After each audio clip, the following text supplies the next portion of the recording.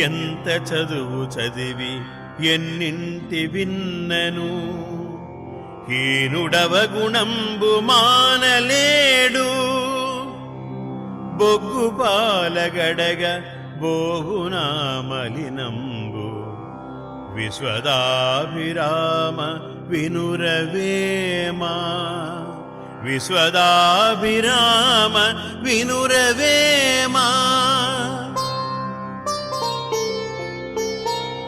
బొగ్గును పాలలో కడిగినా దాని నలుపు ఎలాగపోదో అదేవిధంగా హీనుడు ఎన్ని చదువులు చదివినా ఎన్ని విన్నప్పటికీ తనలోని దోషాలను పోగొట్టుకోలేడు.